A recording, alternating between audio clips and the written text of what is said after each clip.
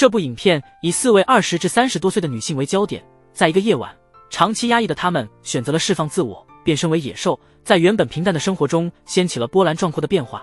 故事的第一位主角是27岁的小申，她与男友同居3年，生活平平淡淡。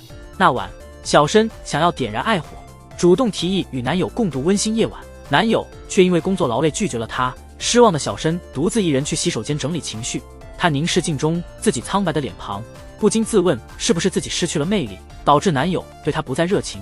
当小申从洗手间出来，她收到了许久未联系的好友阿直发来的聚会邀请，美好的回忆如涌泉般在小申心中涌现。小申和阿直曾是无话不谈的铁哥们，每当阿直追女孩遇难题，总会向小申求助。屡试不爽的阿直决定在烟花大会后向心仪女孩再次表白，他请求小申陪同前去踩点，但被拒绝。两人嬉戏打闹之际，花花公子聪太了解了情况后开始出谋划策。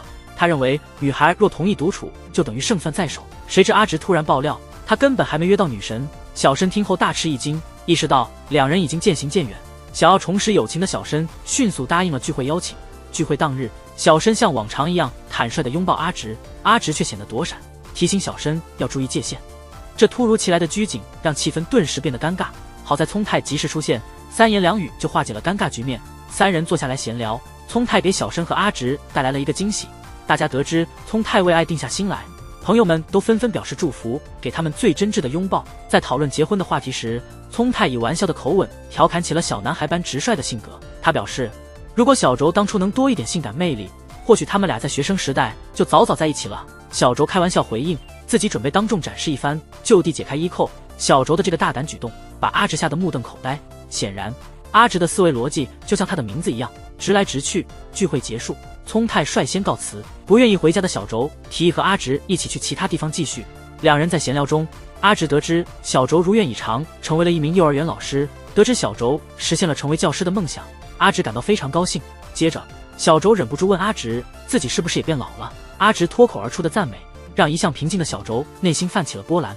突然，一辆自行车横冲直撞的驶来，阿直下意识地拉住了小轴。这次亲密的肢体接触让小轴看阿直的眼神多了几分深情。阿直再也控制不住自己的情感，他向小轴倾诉，自己之所以交不到女友，是因为跟小轴的关系太亲密。话一出口，阿直意识到自己说漏了嘴，急忙找借口离开。小轴目送阿直离开的背影，心中的渴望爆发，决定追上去。二话不说，小轴带阿直直奔酒店。为了释放这些年积压的情感，小轴故意隐瞒了自己已有男友的事实。在阿直的温柔中，小轴肆无忌惮地沉醉。激情过后，男友的电话打了进来。阿直目睹小轴对电话那躲闪的表情，他立刻明白了一切，默默离开了酒店。电话铃声再次响起，小轴随口撒了个谎，敷衍过去。挂断电话后，小轴终于忍不住痛哭起来。他知道所有的回忆都将回到起点。此时，32岁的惠梨正与自己8岁下属的连健在酒吧喝酒。2年来，面对连健这样一位高颜值的小鲜肉不时的告白，惠梨只得不断在心里自我安慰：我们虽然相差8岁，我却告诉自己绝不能动心。不过，不管是高兴还是失落，我总会邀请连健一起喝酒。第二天，当我看到连健与一位年长的高层开怀大笑时，我忍不住嫉妒，当场就夸下海口说我的理想型是惠梨。惠梨尴尬的不得不一次又一次强调我们之间的年龄差，她希望我能明白，对她的感情到底是真爱还是单纯的仰慕。晚上喝酒时，我直接问惠梨是不是只喜欢成熟的人，在她否认后，我再度展开攻势，询问是否有可能把我列入考虑做男朋友的范围。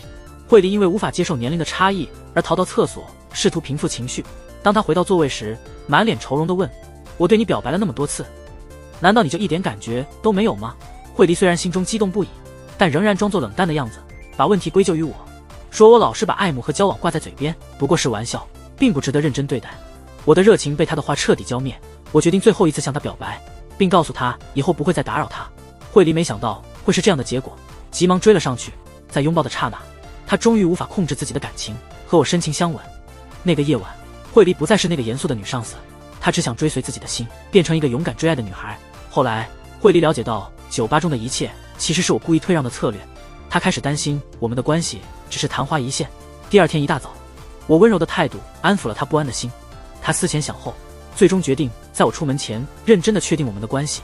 面对眼前小心翼翼的惠梨，我宠溺地说：我已经从2年前就开始强调要成为你的男朋友了。听到这样的表白，惠梨马上进入了女友的角色。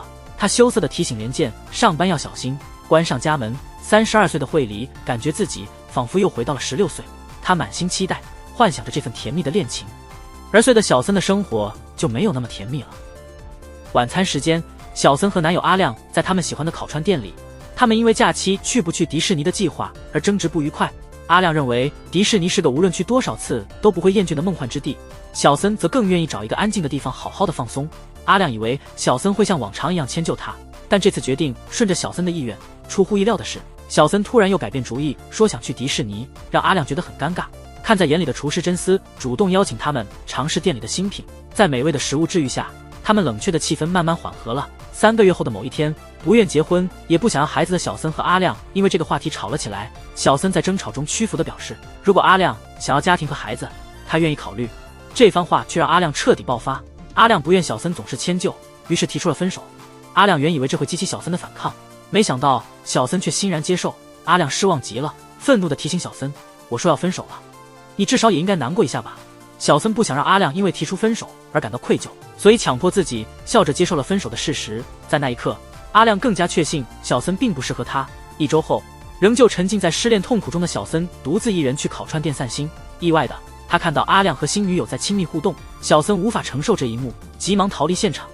他一边跑一边不停地自言自语，不行不行，不可能不可能。小森想，他应该给阿亮发消息，确定眼前所见是否为真。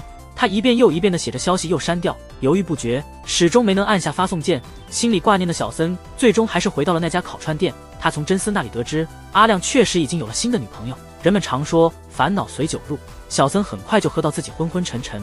第2天早晨，在小森离开前，真丝叮嘱他，如果以后还想来这里吃烤串，就等到店打烊之后再来，这样他就可以避免遇到阿亮了。第2天晚上，没有人陪伴的小森想起了真丝的话，他又一次来到了已经打烊的烤串店，想用酒水浇愁。他们2个人边喝酒边聊天，虽然话不多，但气氛融洽。突然之间，小森情绪崩溃，开始哭泣起来。原来，尽管时间已经过去，小森仍旧无法忘记阿亮。几杯啤酒之后，真丝突然对小森表白。虽然知道现在说这些可能不合适，但他坦白自己一直很喜欢他。面对这突然的告白，小森一时语塞，只能呆呆地表示感谢。出乎意料的是，真丝突然紧紧握住了他的手。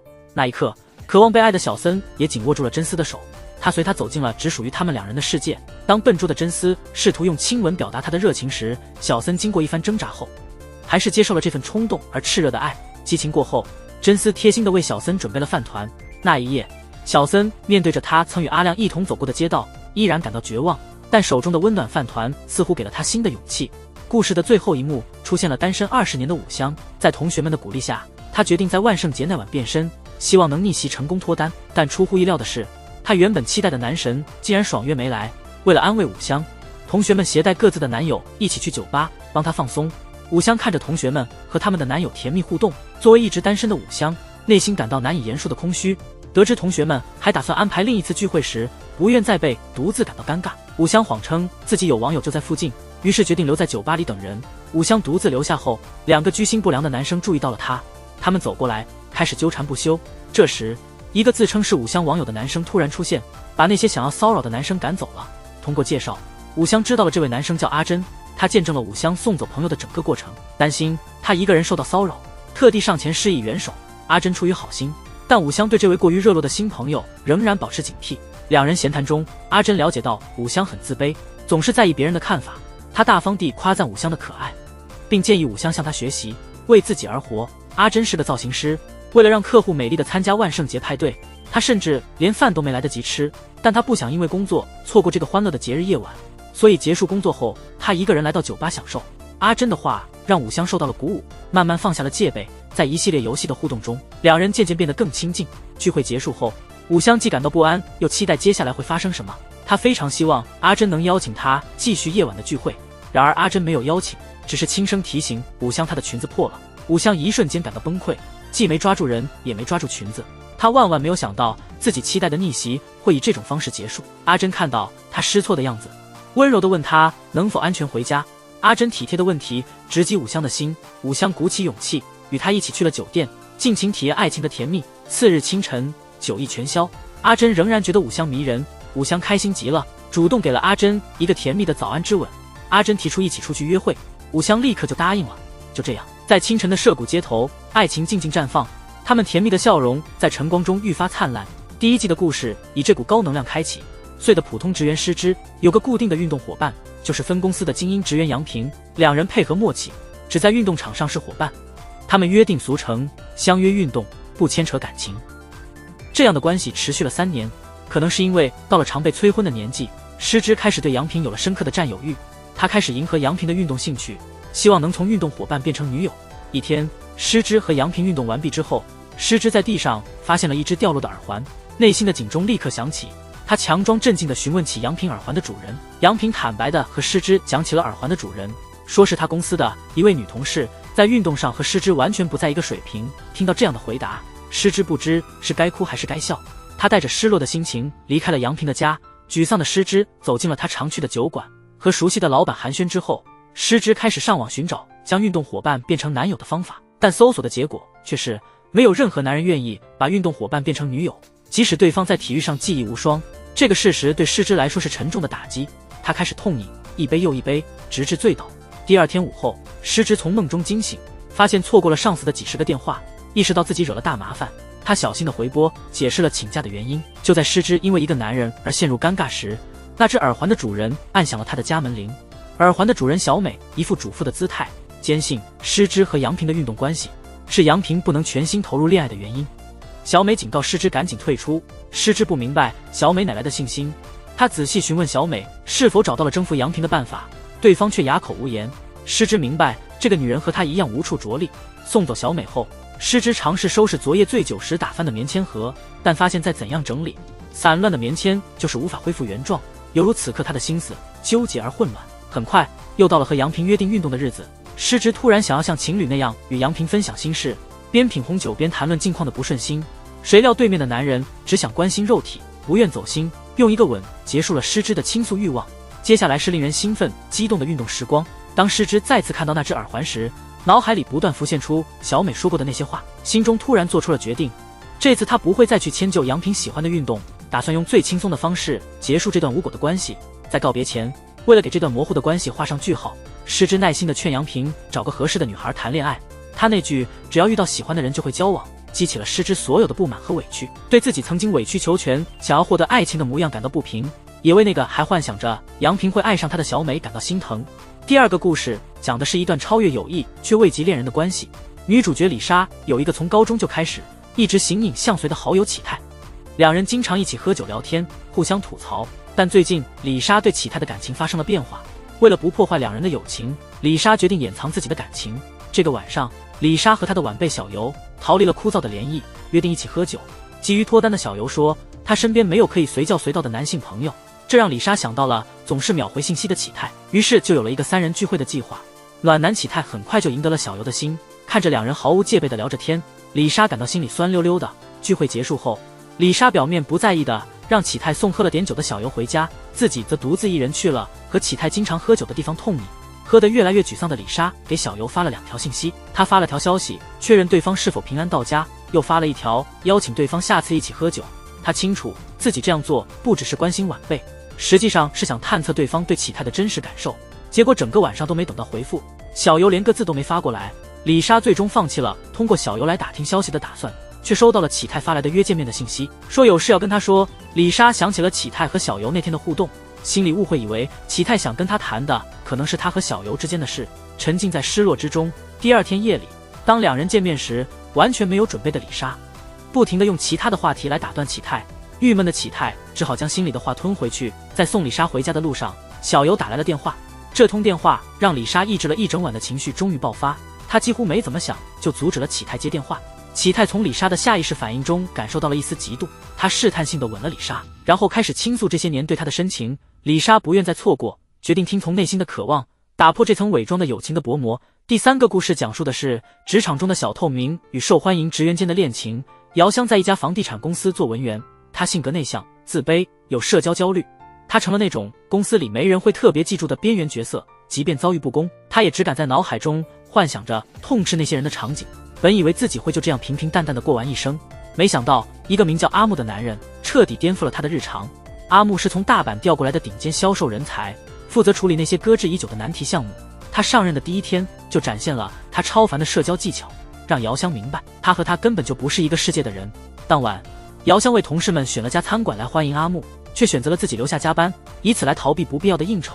意外的是，阿木还特地打包了点心送到还在办公室的姚香这里，这份意外的关怀让姚香感到暖心。俗话说没有免费的午餐，宵夜当然也不例外。阿木其实是想请姚香成为他的销售伙伴，因为他不太会用电脑，需要一个熟练的人帮忙。在整个公司里，姚香是最适合的人选。自卑的姚香从没觉得电脑技能是自己的长处，但面对阿木真诚的请求，他也不好意思直接拒绝，只是表示需要再考虑一下。阿木猜想姚香可能会拒绝，便先一步请领导发布了合作的指令，这让平时不敢反抗的姚香感到无奈。紧接着，阿木也不给姚香时间反应，就拉着她一起出去跑业务了，还特意打扮她，让她看起来更加专业干练。阿木建议她去选一些专业妆容，姚香没法抵挡店员的花言巧语，她亲身体验了什么叫做上当受骗。姚香看着自己的钱包瘪下去，心里不是滋味。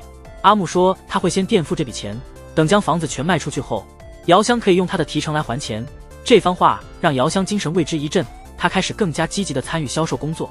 1年时间飞逝，最后一套房子也卖出去了，阿木和姚香的合作也画上了句号。那天晚上，阿木没去参加他的庆功宴，而是选择留下来陪姚香一起完成最后的工作后去车站。姚香拿出一叠现金，场景仿佛回到1年前阿木帮他垫付的那一刻，但阿木拒绝了这笔钱。他真心感谢姚香这1年来给予的支持与帮助。姚香却说功劳是阿木的，这话勾起了阿木的回忆，回想起他在大阪分公司的时光，那时他也有一个像姚香这样可靠的伙伴阿南，他们一起创造了佳绩，但最后所有的荣誉都落在了阿木一个人头上，这让阿木变得有些自满，甚至开始自视过高。但与姚香共事的日子让他意识到合作的本质是相互支持，相互成就。现在他即将返回大阪，决定要和阿南像与姚香一样肝胆相照。姚香听着，姚香感到心脏漏跳了一拍，他没想到和阿木的分别会这么突然。阿木的身影渐行渐远，内心泛起一阵阵不愿放手的情绪。此刻他不再只是幻想，而是决定跟随自己的真实感受，用一个深情的吻留住这一刻的他。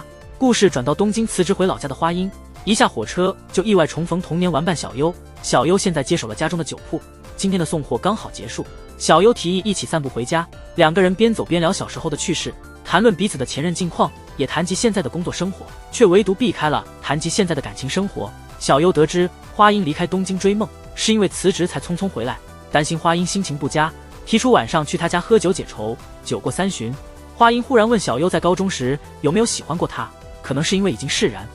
小优很坦诚地讲述了那段往事。当年的花音一心想去东京实现梦想，而他不愿意远距离恋爱，所以止步不前。随后花音试探性地问如果他没离开会怎样，小优的回答令人深思，年轻时的男女还能做些什么呢？仿佛是在补偿年少时的遗憾。他们来到了曾和前任一同到访的乡村里唯一的情侣主题酒店，原本以为会火花四溅的两人，却害羞的像是回到了小学时光，肩并肩依旧在聊着天。为了打破这份尴尬，他们又喝了几杯，酒精作用下，花音开始谈及他辞职的真正原因。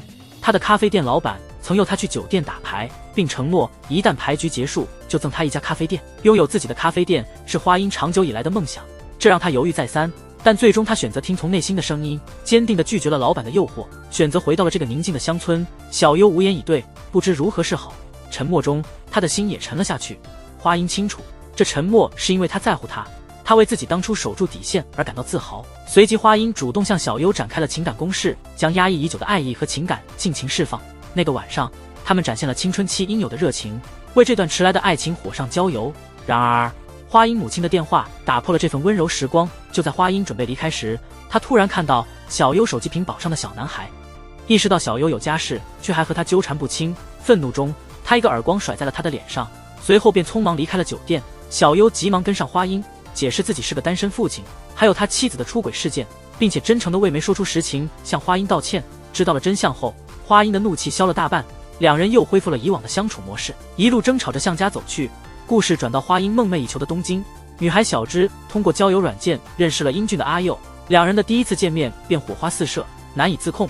之后阿佑向小芝正式提出了交往，这让小芝感到自己是世界上最幸福的人。交往没多久，他们即将迎来第一个共同的圣诞节。阿佑在圣诞前夕不得不回老家参加葬礼，但他承诺会在圣诞当天赶回东京陪小芝。沉浸在爱河中的小芝并未多想，她兴奋地策划着圣诞夜的计划。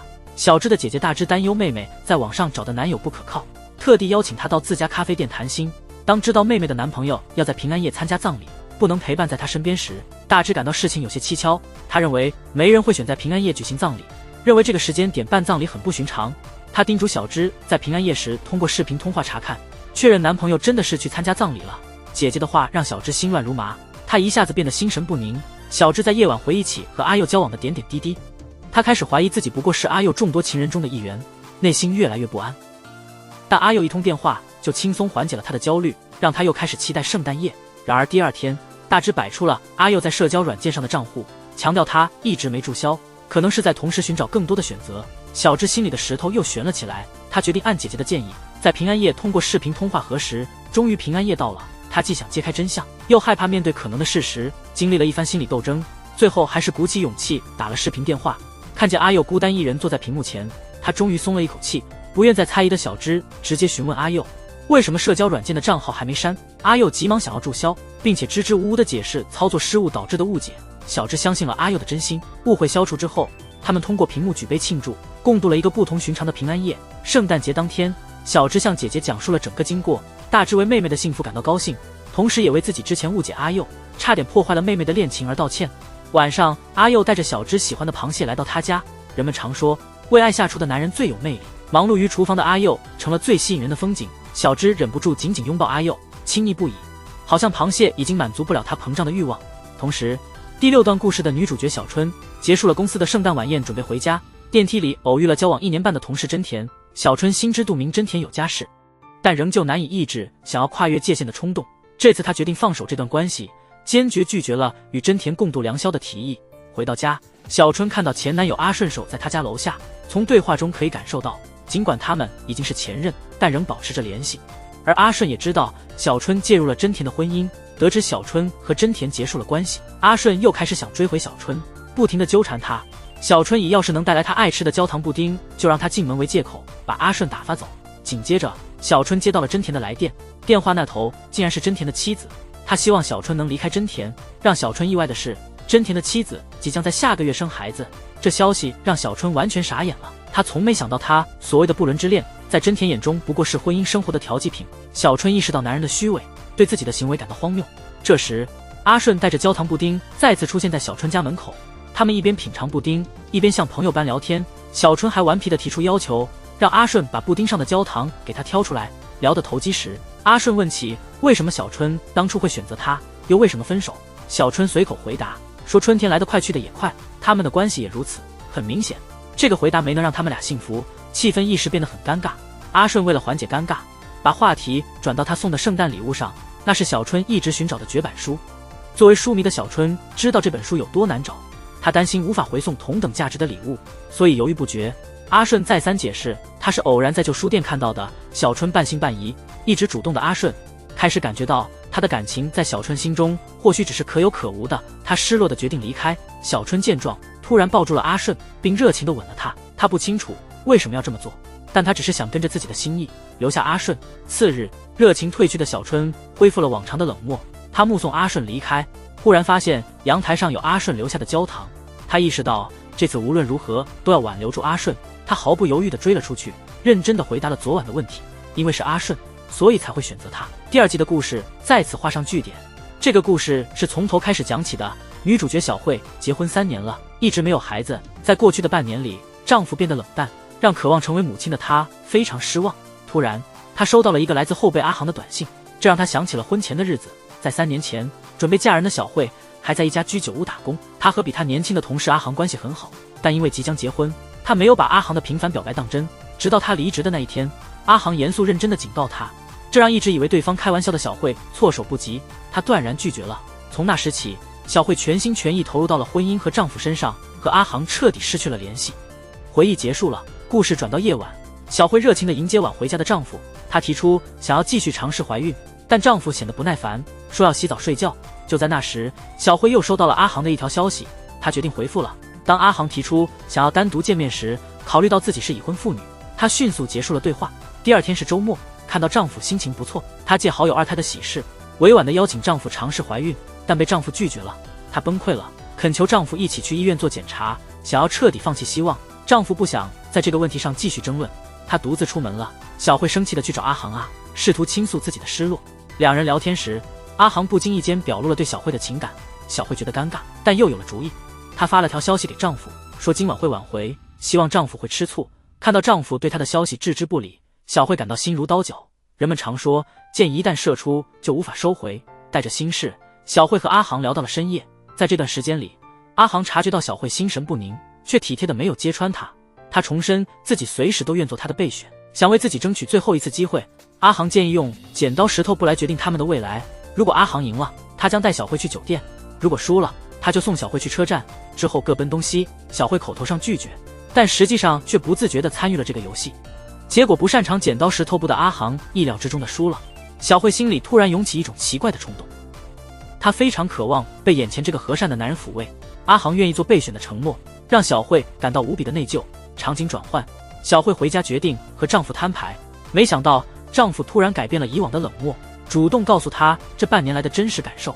她因为公司同事的不育问题感到害怕，担心自己是问题所在，所以一直在逃避。现在同事终于当上了父亲，这让她想和小慧再试一次。说完，丈夫热切地吻上了小慧，强势地启动了她的生孩子计划。事后，小慧回想起今晚所发生的一切，决定切断和阿航的联系，结束了这一夜的纵情。同样是在工作时认识的奶狗小花和奶狗诗雨的故事比小慧甜上了100倍。小花和诗雨是一同在咖啡餐吧兼职的同事，诗雨长得帅，会说甜言蜜语，情商很高，深受女性顾客的喜爱。为了吸引女客人，提高收入，诗雨还特别研究了一套卖萌技巧。这也是为什么每次诗雨卖萌的对小花表白，小花都会提醒自己别做白日梦，总是冷淡的拒绝诗雨。对此，诗雨感到非常困惑，她不知道怎样才能成为小花梦中的白马王子。那一天，屡次面试不成功的小花终于收到一家大公司的面试邀请，激动之余也感到紧张，心里忐忑，怕又会失败。诗雨知道这些后，开始鼓励小花，告诉她要勇敢的去面对。她撒娇的要小花发誓，面试成功就一起庆祝。那一刻，小花感到了一丝心动，她脸上露出了羞涩的笑容。但很快，诗雨和其他女性顾客的亲密让小花心头的甜蜜消散。她开始意识到，诗雨的拉勾和鼓励可能只是下意识的行为，不能太认真。转眼，面试结果的日子到了，与工作擦肩而过的小花满脸愁容。诗雨一见她这样，就送上了一个灿烂的笑容，想用笑容驱散她的忧郁，却没想到小花认为这是怜悯，生气地拒绝了她那看似虚情假意的安慰。小花的责备声穿过不隔音的员工休息室墙壁，让所有人都听见了。小花回过神来，意识到自己说错了话，急忙为自己刚才的冲动行为道歉。诗雨不想让小花独自面对责备，在所有人面前承认她确实用小手段吸引顾客，但她对小花的感情是认真的。这种自毁形象的表白让喜欢她的顾客大失所望，甚至让餐吧的生意受到了影响。那天工作结束后，诗雨和小花一起向老板认错。好心的老板并没有责怪他们，他认为自己没有周全考虑，让他们用卖萌方式增加收入，希望以后能和他们一起想出更好的方案。老板离开后，小花和诗雨立刻向对方道歉。小花没想到自己一时冲动会造成这样的结果，对此诗雨依然包容她，只是觉得自己无能，没能及时安慰小花。为了让小花有时间冷静，诗雨简单告别，独自离开了餐吧。当小花情绪平复，准备回家时，她发现诗雨还在外面等着。一问之下才知道，原来她担心小花独自在餐吧可能会出事。小花心中长期封存的情感被彻底唤醒，她用一系列热烈的吻温暖了冻僵的诗雨。未来的日子可能还会有挫折，但诗雨会用她的笑容给予小花支持与鼓励。旭芳从乡下来到东京闯荡，她胆怯，不敢与公司里打扮的花枝招展的女同事交流，总是独自一人吃饭、工作，还有看小玉的视频。一下班就直奔回公寓，偶尔会打电话给妈妈，聊上很久，耳边总是回荡着妈妈催婚的声音，翻看着妈妈寄来的相亲资料。相较于规规矩矩的旭芳，她的邻居小龙就像是另一个世界的人。小龙是个纹身师，在家里开了工作室，很多女性顾客听说他的名头，专程找他。看到小龙不时有新的女客人来访，旭芳误以为小龙是做那种特殊职业的，再加上他身上隐约可见的纹身，让旭芳对他心生畏惧。就在那个晚上，旭芳在阳台给花浇水，偶然看到小龙也在阳台抽烟，酒壮怂人胆。旭芳酒后跟小龙聊了起来，话题杂乱无章。渐渐清醒的旭芳感到自己刚才太冒失，急忙结束谈话，回屋猛喝酒，试图平复心情。第二天，旭芳相亲失败，一脸不高兴的回家，正好遇见小龙刚买酒回来。他突然哭泣的行为让旁人误以为小龙欺负了他，小龙不知所措，只好拿出啤酒陪旭芳解愁，仿佛自家酒吧。在这过程中，小龙并没有多问旭芳为何难过，只是轻描淡写的说不要再去那些会让自己难过的地方。他这么一说，小龙注意到旭芳衣衫单薄，他体贴的给她搭上外套，以防她最后着凉。旭芳被小龙这些细心的举动感动，意识到这个看似不良的男人其实有着不为人知的温柔。到了第二天，出了点小意外，旭芳酒醉后在小龙沙发上醒来，误以为小龙对他有不轨之心，他立刻逃出了门。